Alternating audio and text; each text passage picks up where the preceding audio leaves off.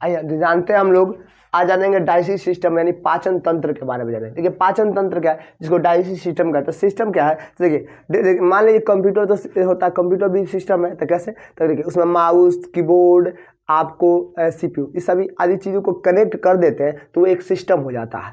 उसी तरह क्या होता है कि अगर पाचन के तंत्रों को कनेक्ट कर दिए यानी समूह बना दिए तो वो कहलाता है पाचन तंत्र। पाचन है क्या, तो समझिए पाचन क्या होता है, ये जटिल पदार्थों को सरल कर देता है। यानी जटिल पदार्थ मतलब बड़े बड़े पदार्थों को तोड़कर छोटा कर देगा, समझ ना।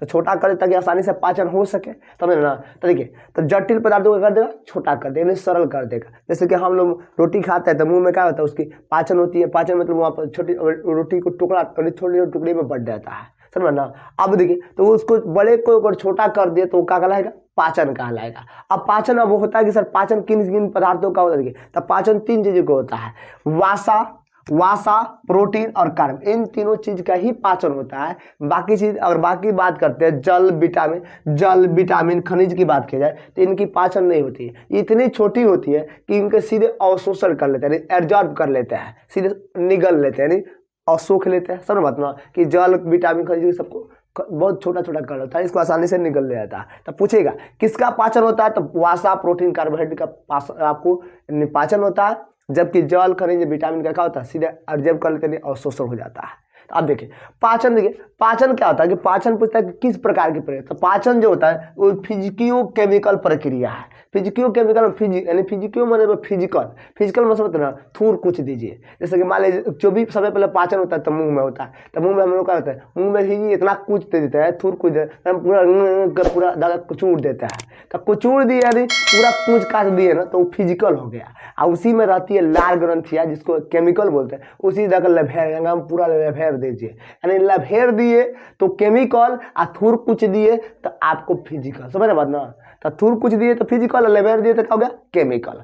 तो इसलिए इसको पाचन कौन से प्रक्रिया है, तब फिजिकियो केमिकल प्रक्रिया है। आप देखिए पाचन का मुख्य कार्य क्या है, तब पाचन का मुख्य कार्य भोजन से ऊर्जा प्राप्त करना, ताकि ऊर्जा हमारे शरीर एनर्जी बने रहे, समझे ना। तो पाचन का मुख्य काम क्या है, एनर्जी प्राप्त। अब देखिए यह पाचन दो तरह से होता है। ये पाचन करती है दो तरह से काम करती है। पहला एलिमेंट्री ग्लैंड जिसको आप लोग आहार नाल बोलते हैं, दूसरा हमारा डाइजेस्टिव ग्लैंड मतलब यानी पाचन ग्रंथियां। तो देखिए पहले देखिए अब कह रहा है कि यह एलिमेंट्री ग्लैंड होता है यानी आहार नाल होता है। तो आहार नाल किसको बोलते हैं, आहार नाल उस नाल को कहते हैं जो मुख से लेकर गुर्दा तक फैला, यानी मुख गुहा से लेकर गुर्दा तक जो फैला रहता है उसको आहार नाल कहते हैं। समझिए कि नली टाइप के फैली रहती है पूरी शरीर, मुख से शुरू रहती है और आपको अमती छोड़ी यानी आपको गुर्दा तक फैली रहती है। तो इस नली को क्या बोलते हैं, आहार, जिसमें भोजन हमेशा गति करता रहता है, समझ बात ना।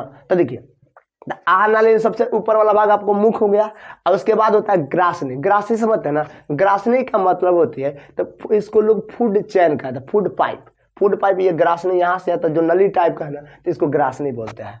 और उसे एक होता है, देखिए तो एक होता है ग्रासनली और एक होता है ग्रासनी। तो ग्रासनली फूड पाइप को बोलते हैं, और ग्रासनली उसको बोलते हैं जिसमें श्वसन गति यानी हम लोग सांस जिस नली से लेते हैं उसको हम लोग ग्रासनी बोलते हैं। और दूसरा अमाशय का मतलब समझते हैं, अमाशय का मतलब पेट। देखिए समझिए बात को, अमाशय किसको बोलते हैं, तो देखिए यह पेट है, तो पेट के ऊपर वाले भाग को हम लोग क्या बोलते हैं, उदर बोलते हैं, उदर। और इसके अंदर वाले भाग को अमाशय, अ से अंदर, यानी ऊपर वाले भाग को पेट, उदर।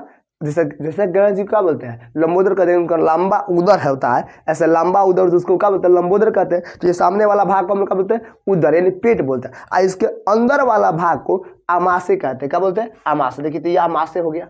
अब उसके बाद होता है आपको अमाशय के बाद आता है छोटी आंत। तो छोटी आंत देखिए छोटी आंत कहने में छोटी है लेकिन होता है सबसे लंबी। तो ये देखिए ये आपको छोटी आंत है, देख रहे ना। अब उसके बाद आता है बड़ी आंत। बड़ी आंत क्या है, तो बड़ी आंत देखिए ये आपको बड़ी आंत है, देख रहे ना बड़ी। और उसके बाद आता है गुर्दा। तो गुर्दा ये नीचे वाला साइड वाला भाग आपका कहा जाएगा, गुर्दा हो जाएगा। समझ बात में, तो समझिए। अब उसी में देखिए इन सब पाचन, देखिए इन सब आहार नाल के भाग में कुछ पाचन ग्रंथियां भी पाई। देखिए डाइजेस्टिव ग्रंथि यानी पाचन ग्रंथि। तो पाचन ग्रंथि का पाचन करने में जो ग्रंथि सहायता कर दे उसको पाचन ग्रंथि यानी डाइजेस्टिव ग्लैंड कहा जाता है। तो ये ग्रंथि आपको होती है, देखिए चार आपको 5 प्रकार होती है, लार ग्रंथि, जठर ग्रंथि, लीवर और पित्ताशय, अग्नाशय, आंत्र। तो देखिए मुख में पाया जाता है, देखिए तो पहले हमारा आहार नाल का पहला मुख होता है। तो मुख में पाया जाता है कौन सा, तो लार ग्रंथि, समझते हैं, लार होता है मुंह में। उसके बाद आता है जठर ग्रंथि। जठर ग्रंथि पाया जाता है अमाशय में। अमाशय मतलब पेट में पाया था जठर ग्रंथि, समझ इसमें आपको जठर ग्रंथि। उसके बाद आगे बढ़िएगा तब देखिए जठर का अगर ले वो जठर ग्रंथि के बाद आने पेट के अगर आपको जाइएगा राइट साइड में तो उधर मिल जाएगा आपको क्या, तो आपको मिल जाएगा पीठ और पित्ताशय मिल जाएगा। और वही अगर लेफ्ट में आइएगा तो आपको क्या बोले अग्नाशय, जो रेड कलर का अग्नाशय मिल जाएगा। उसके बाद वो देखिए छोटी आत्मा है तो इसमें अंत ग्रंथियाँ रहती है, क्या रहती है अंत ग्रंथि। अंत ग्रंथि मतलब आंत में जो रहती है, जैसे छोटी आंत और बड़ी आंत में रहती है, तो ये आंत ग्रंथि हो जाएगी। अब आइए हम एक एक कर इसके आगे पढ़ते हैं, ठीक है। स्क्रीनशॉट लीजिए फिर हम इसके आगे बढ़ते हैं। आइए आप लोग पढ़ते हैं। हम लोग अब आर रन का पहला भाग पढ़े यानी मुख गुहा के बारे में पढ़ेंगे। तो कभी इसे माउथ या ओरल कैपिलिटी कहते हैं। तो देखिए मुख गुहा क्या है, एक प्रकार गुहा, गुहा के उसको बोलते हैं जिसमें खाली स्थान हो। तो देखिए मुंह तो एक प्रकार गुहा, क्योंकि इसमें खाली तभी तो भोजन अट जाता है, तो समझते गुहा है ना। तब देखिए तो इस मुख गुहा में आपको लार, दांत और जीभ पाया था। देखिए तो दांत के बारे में हमने पहले पढ़ा दिया, तो इसलिए आप वहां से पढ़ लीजिए, क्योंकि दांत इसके पहले सबसे पहले हमने दांत के बारे में पढ़ा दिया ताकि पढ़ाने में आपको सुविधा हो। और उसके बाद देखिए जीभ, जीभ था एक ऑर्गन है, जीभ था हमने बताया था। तो जीभ क्या है, एक सवाल है इसमें, इसलिए पाचन में कोई महत्वपूर्ण भूमिका नहीं दिखाता। लेकिन बात आप देख लार, तो लार देखिए तब हमारे मुख में 3 जोड़ी लार ग्रंथियां पाई जाती है, 3 जोड़ी। अब उसमें पहला होता है पेरिडोड जो सबसे बड़ी होती है, दूसरा आपको सबलिरोगुलर होता है, तीसरा का सब मेडिबुलर होता है। 3 प्रकार ग्रंथि, लेकिन सबसे बड़ी लार ग्रंथियां मुंह में होती है, वो पेरिडी होती है जो बड़ी होती है। यह लार ग्रंथियां वही बात करते हैं, ये सांप में जहर के काम करती है। सुनो ना, ये लार ग्रंथियां सांप में किसी काम करती है, जहर। अब देखिए एक मानव है होता है, मानव के प्रतिदिन मुंह में आपको 1 से 1.5 लीटर लार बनता है। तो क्या कीजिए 1 से 1.5 लीटर लार बनता है ना, तो क्या कीजिए इसको सबसे पहले क्या कीजिए बोतल में क्या कर लीजिए, पैक कर लीजिए, ठीक है। अब बढ़िया से बना के पी लीजिए। ऐसे थोड़ी होता है, थोड़ा बात ना। तो देखिए कहने का मतलब प्रतिदिन कितना मतलब 1 से 1.5 लीटर लार बनता है। अब इसमें इस लार ग्रंथि में आपको 4 प्रकार का एंजाइम रहता है। पहला होता है आपको लाइसोजाइम। तो लाइसोजाइम क्या करता है, तो लाइसोजाइम देखिए ये जीवाणुनाशी होता है, ये जीवाणु को मारता है। अब इसको मारना देखिए भगवान जो है ना बहुत सोच समझ के बना है। जीवाणु देखो जीवाणुनाशी क्यों, तो देखिए हम लोग कुछ भी देखिए आप देखते हैं कुछ भी उठाकर खा लेते हैं, तब उसमें जीवाणु खा लेंगे तो बीमार पड़ जाएंगे ना। तो मुंह में लार रहता है तो उसमें कौन रहता है, लाई, उस जीवाणु को मार। देखते हैं मजदूर को, मजदूर बैठा ऐसा काम करते रहेगा, कुछ दीजिएगा ना तो पहले से ले लेगा फाँक लेगा। अब बताइए खा लेगा तो बीमार पड़ता है, उसमें रह जीवाणु कौन मुंह में मार देगा, तब मुंह में पाया था लार में कौन लाइसोजाइम जीवाणु उसको नाश कर। सबसे बड़े तो क्या देखते हैं ना छोटा बचवा सब होता है, कुछ गिरा रहता है फटाफट उठा कर खाने लगता है। तो देखिए छोटा बच्चे में लार सबसे अधिक होता है, और लार सबसे अधिक होता है उसमें लाइसोजाइम सबसे अधिक रहेगा। तो छोटा बच्चा बीमारी जल्दी नहीं पड़ता क्योंकि उसमें जीवाणुनाशी रहता है, वो सबसे अधिक रहता है, उस मार गिराएगा। इसलिए छोटा बच्चे में लार सबसे अधिक बनता है। देखते हैं कभी कभी इसलिए कभी कभी क्या करता है उसकी माँ सब उसके सामने एक लड़चू नहीं बांधे, देहात के लोग उसको लड़चू नहीं करता, उसमें एकदम बढ़िया से चुबाते रहता है। तो कभी कभी तो देख भी करते हैं बड़का जो कुछ तो आज पूरा बड़का बकुलवा से बड़ा हो गया है, सो के उठता है तो 2.5 पौवा इधर के ले रहता है दोनों बगल, समझ बात ना। तो देखिए तो देखिए अब उसके समय बात को लाइसोजाइम क्या करता है, तो भोजन में यानी लार में रहता है ये जीवाणु को मारता है, भोजन में आए जीवाणु को क्या करता है मार देता है। अब देखिए दूसरा होता है टाइलिन और डाइस्टेज होता है। तो देखिए टाइलिन और डाइस्टेज को दोनों के काम एक ही है। ये क्या करता है, ये स्टार्च का निर्माण करता है। स्टार्च समझते हैं, देखिए किसी भी देखिए मान लीजिए कि गेहूं किसी भी चीज को अगर चोकर वाला भाग करो स्टार्च कहा जाता है। जैसे मान लीजिए चोकर वाले से गेहूं के मान लीजिए गेहूं के ऊपरी खोपड़ेला जो है वो स्टार्च यानी उसका जो खोपड़ेला चोकर भाग वाला वही कहलाता है स्टार्च। तो देखिए स्टार्च समझने की बात को, और उसके अंदर वाला भाग जो व्हाइट होता है उसको हम लोग बोलते हैं कार्बोहाइड्रेट। क्या बोलते हैं, कार्बोहाइड्रेट। तो देखिए गेहूं में जो चोकर वाला वो स्टार्च कहलाता है, इस रीजन समझिए। किसी चाहे तुम आटा को कितना हो चाल उसमें उसका चोकर रहता है, चाहे कितना हो चाल दो उसका, अगर आप चोकर रहेगा तभी आटा से पचेगा, समझ बात ना। और चोकर और 100% चोकर निकाल दिया आटा से तो समझिए आटा नहीं वो मैदा हो जाएगा। तब मैदा का आप 3-4 रोटी खाकर नहीं पचा सकते हैं, गेहूं का तो आपको आटा का तो 4-5 भी का 5-6 खा लीजिए तभी पच जाता है। तो देखिए इसलिए स्टार्च यानी चोकर होना बहुत जरूरी है, चोकर होगा तभी पाचन हो पाएगा, समझ बात ना। तो पाचन करने में तो पूछेगा टाइलिन और डाइस्टेज क्या करता है, कि केवल पाचन नहीं स्टार्च का निर्माण करता है जो पाचन करने में क्या करता है, सहायता करता है। उसके बाद तीसरा म्यूकस। म्यूकस क्या होता है, तो देखिए ये भोजन का ना मुंह में जब भोजन आएगा तो इसको चिपचिपा बनाता है, चिपचिपा मतलब लभीर देगा ताकि निगलने में आसानी हो, समझ बात ना। तो ये भोजन को करता है चिपचिपा यानी ताकि नहीं तो अगर नहीं लिबरेगा ना तो घुटिएगा तो फंस जाए आपको नटी में अटक जाएगा, तो अटक जाए तो अजब ऐसे ऐसे पूरा सब टेढ़वाता है शरीर एकदम बढ़िया से, समझ ना, यानी अटक जाता है। तो इसलिए चिपचिपा द्वारा भोजन को निकलने में आसानी हो जाए, समझ बात ना। अब इसके बाद आता है, हम लोग पढ़ते हैं ग्रास नली। कह रहा है कि ग्रासनी नली क्या होता है, ग्रासनी नली। देखिए ग्रास नली क्या होता है, तो देखिए यह ग्रास नली क्या है, तो इसमें देख यार कि ग्रास नली में पाचन नहीं होता है। ग्रास नली में पूछेगा कि बताइए किस आहार नल किस भाग में पाचन नहीं होता, तो ग्रास नली में पाचन नहीं होता है।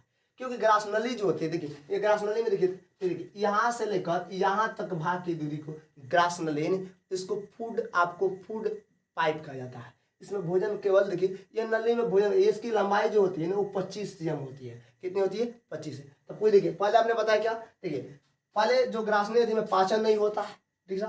यह भोजन को ढकेलने के काम, केवल भोजन को सरकाता है आराम से। अब भोजन के इस सरकाने वाले क्रम को हम लोग कर्मा कुंचन होता है, यानी भोजन को सरकाते उसको कर्मा कुंचन। अब कर्मा कुंचन का मतलब जबरदस्ती थोड़े ढकेल देता है। अब बताइए, और मान ली और तेजी से ढकेलेगा तब पेट में चोट लगने लगेगा, ऐसा नहीं करता है। जैसे कि मान ली जैसे छत से पानी गिरता भाड़ भड़ करके गिरता है, और उसी तरह अगर भोजन भड़बड़ा के गिरे तो पेट में चोट लगने लगेगा। तो कहता है कर्मा कुंचन करता है। कर्मा कुंचन का मतलब होता है कि इसे आराम से गिरने देता है। जैसे कि हम लोग पेस्ट निकालते, मान ली हम लोग पेस्ट निकालते तो कैसे निकालते हैं, थोड़ा सा दबते हैं, फिर थोड़ा सा दबते हैं, तो आराम से निकालते हैं। तो उसी तरह यह भोजन को आराम से ढकेल कर नीचे लाता है, समझना। तो कौन, आपको फूड पाइप, समझ ना, उसमें केवल ये भोजन को ढकेलने की कार्य करता है, आराम से शरीर के अंदर लाने के काम करता है। कौन, ग्रास नली। इसकी लंबाई कितना होता है, 25 cm। अब इसके बाद हम लोग पढ़ेंगे, देखिए ग्रास नली हो गया। अब इसके बाद ग्रासनी, तो हमने पहले से बताया ग्रासनी क्या होता है, श्वास नली होता है, जिससे सांस गति होती है, उसको ग्रासनी कहते हैं। और श्वास नली यानी फूड पाइप होता है, इसमें अलग होता है। तो देखिए हमने बताया इसकी लंबाई कितना से 25 cm। आइए अब इसके बाद हम लोग आगे पढ़ते हैं। देखिए आप कभी सोचे हैं कि दिन भर हम लोग खाते पीते रहते हैं, दतवा गंदा नहीं होता है, और रोटी हम कुछ नहीं खाते हैं, सो जाते हैं तो अपने मन गंदा हो जाता है। ऐसे क्यों होता है, देखिए क्योंकि दिन में क्या होता है, हम लोग खाते पीते लार भी बनता रहता है, और लार में लगता है लाइसोजाइम, ये जीवाणुनाशी, इसको मार गिराता है। लेकिन रात अगर हम लोग सो जाते हैं ना, तो अब लाइसोजाइम अब क्या होता है, कम बनता है, रात में कम बनता है। क्यों, सो जाएंगे तो कुछ खाते पीते है नहीं, सो जाता है तो कम बनेगा, और कम बनता है, इसीलिए बढ़िया क्या होता है, जम जाता है। तो देखिए जब लाइसोजाइम बनेगा तब तक आपको दांत पर कुछ नहीं होगा, कुछ नहीं जमेगा। लेकिन अगर लाइसोजाइम नहीं बना तो समझिए छाप देगा पेरी, समझ बात ना। इसीलिए दांत पर सुबह उठते हैं तो गंदा हो जाता है, क्योंकि लाइसोजाइम नहीं बनता है। अब इसके बाद देखिए आगे बढ़ते हैं। अब देखिए अब कह रहा है एस्टोमच। एस्टोमच क्या होता है, यानी अमाशय क्या होता है। तो अमाशय जो होता है ना, आहार नल का सबसे चौड़ा भाग होता है, लंबा नहीं चौड़ा, ठीक है ना, चौड़ा भाग होता है, जिसका आकार लगभग यू के जैसा होता है, यू के जैसा, ऐसे लगभग यू के जैसा होता है, ठीक है। अब कह रहे ये अमाशय जो होता है ना, तो इसमें भोजन सबसे अधिक यानी 4 घंटा तक रोक कर भोजन को रखता है। तो पूछेगा शरीर का कौन सा ऐसा भाग में भोजन सबसे अधिक घंटा तक रुकता है, तो वो अमाशय। कितना घंटा तक रोक रखता है भोजन को, 4 घंटा तक भोजन को रखता है। आइए अमाशय का 3 भाग होता है। जो पहला भाग होता है वो कार्डिएट होता है। कार्डिएट आपको कार्डियोग्राफ से जुड़ा हुआ है। कार्डियोग्राफ मतलब हृदय। तो हृदय क्या होता है, हमारे शरीर का लेफ्ट साइड में रहता है, यानी अमाशय का लेफ्ट साइड में रहता है, इसीलिए ये हमेशा अमाशय के लेफ्ट साइड में ये भी रहता है। आहार नल का पहला भाग कार्डिएट, इसलिए इसको कार्डिएट कहता है। तो कार्डिएट आहार नल का सबसे ऊपरी भाग। देखिए हमने यहाँ पर अमाशय का ना फिगर, यहाँ पर इसके अमाशय का बड़ा सा फिगर हमने यहाँ पर बना दिया है ताकि देखने में सुविधा हो। तो देखिए अमाशय हमने बने, तो कार्डिएट कह रहे कि टोटल अमाशय का सबसे ऊपरी भाग क्या कहलाता है, तो वह कहलाता है कार्डिएट।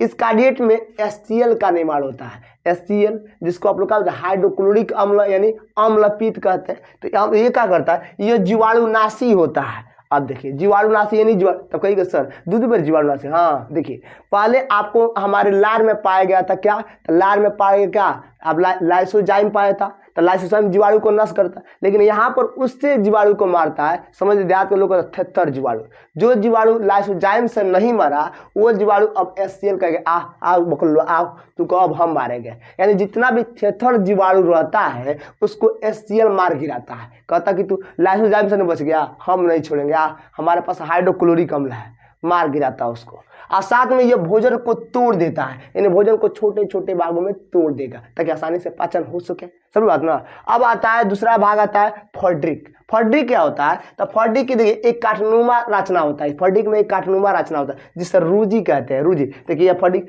काटनुमा रचना देख रहे हैं ना, इसको रूजी कहते हैं। क्या बोलते हैं? रूजी। रूजी क्या करता है? ये भोजन को कहता है, रूजी कहता है रुक रुक रुक, रूजी कहता है रुक रुक के जा, यानी ये भोजन को कहता है जल्दी से नहीं, रुक रुक थोड़ा थोड़ा देर में कर, कहता धीरे धीरे जाओ आराम से, यानी समझिए एक तरह से ब्रेकर का काम करता है, भोजन को रुक रुक के भेजता है।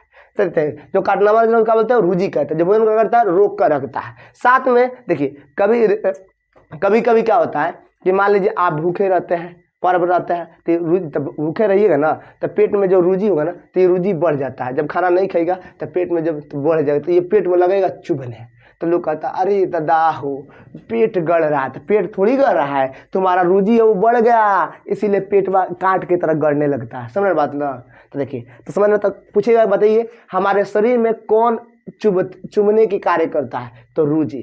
तो रूजी कब चुभता है? जब खाना नहीं खाएगा तब आपको पेट रूजी बढ़ जाएगा, आपको चुभने लगेगा, यानी पेट खूब गड़ने लगेगा। समझ बात ना।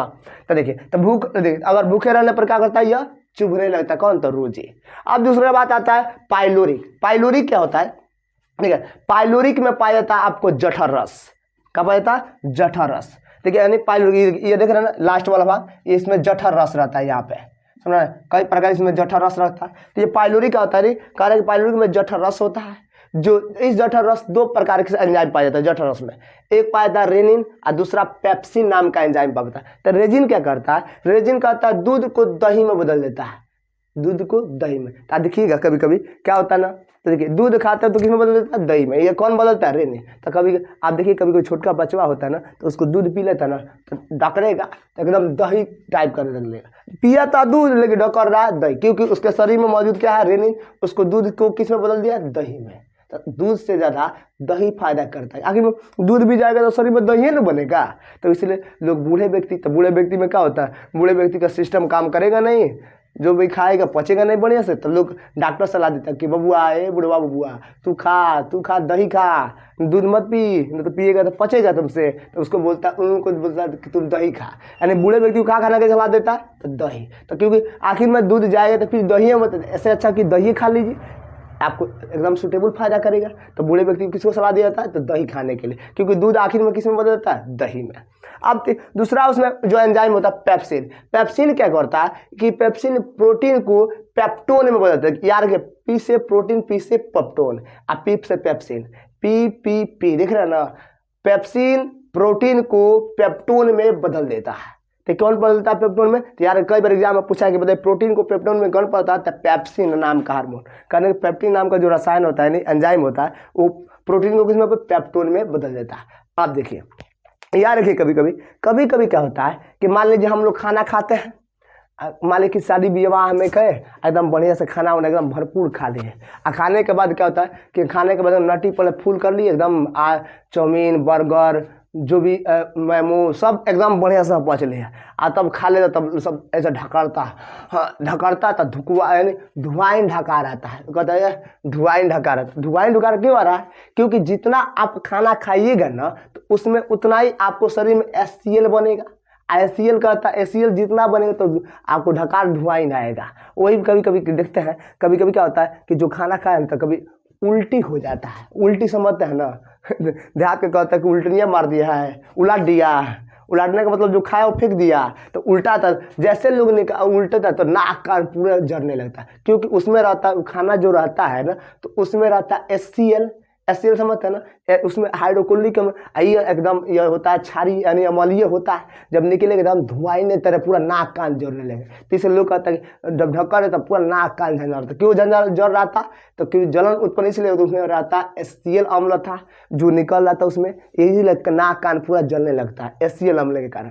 तो इसलिए थोड़ा सा आराम से खाइए, रुक के खाइए, आराम से खाइए। समझ बात ना। तो देखिए समझिए बात को, तक याद रखिएगा बात को। तो पूछेगा कि शरीर में खाना को पचाने का काम कौन करता है? तो HCl। अब पूछेगा उल्टी के बाद हमारे शरीर में जलन कौन उत्पन्न करता है? उल्टी करने के बाद तो HCl, क्योंकि HCl की मात्रा वो हमारे शरीर में जलन उत्पन्न। तब कहिएगा, आप सोचते होंगे कि सर जी जब ये जलन उत्पन्न करता है तो शरीर को जला क्यों नहीं देता है? तो देखिए जला क्यों नहीं देता है, ये भी समझिए नहीं। देखिए HCl एक हाइड्रोलिक अम्ल है। आइए जो उसके अमाशय का जो परत होता है ना, वो आपको बना होता है, वो किसका परत रहता है? देखिए आपको म्यूस्को नामक क्षारीय पदार्थ रहता है, जो परत रहता है ना, अमाशय का जो परत रहता है वो आपको मेस्को नाम का क्षारीय पदार्थ रहता है। तो देखिए यह आपको उसका जो चमड़ा है यानी परत है वो मेस्को क्षारीय है, इसमें पाया गया एंजाइम क्या है? तो अम्लीय है। अब दोनों आपस में अगर रिएक्शन करेगा तो न्यूट्रल बना देगा, न्यूट्रल मतलब उदासीन बना देगा, तो जलेगा नहीं, जल पाएगा ना। तो न्यूट्रल हमेशा कौन रखता है? इसकी जो परत होती है वो हमेशा क्षारीय रहती है आपको अमाशय का, इसलिए यह हमेशा शरीर को नहीं जला पाता है। सर बात ना। अब कभी कभी मान लीजिए खा लेते जास्ती खा लिए, नटी पल एकदम कस लिए हैं, अब उसमें पचता ही नहीं, अब आपको गैस टीबी हो गया, यानी गैस बना दिया, तो लोग कहता है गैस बना दिया। तो भाई ये अब अम्ल है उसमें भर गया है, गैस में तो इसको न्यूट्रल करना पड़ेगा ना, तो लोग कहता है कि अब गैस में, तो लोग इसको देता है क्या? तो आप जानते हैं क्या देता है? तब मैग्नीशियम हाइड्रोक्साइड लोग देता है इसको। अब मैग्नीशियम हाइड्रोक्साइड, इसको मिल्क ऑफ हाइड्रोक्साइड भी कहा जाता है। तो ये देने से क्या होता है? इसी को ना शॉर्टकट बोलते हैं, इनो बोलते हैं। क्या बोलते हैं? इनो बोलते हैं। इनो में देखिएगा इसी का मात्रा रहता है। तो यह हमारे देखिए OH का मतलब होता है, OH का मतलब हो जाएगा, OH के देखिए एगो हाइड्रोजन रहता है तो आपको अम्लीय, OH की मात्रा हो गया तो क्षार रहता है। तो ये है क्षार।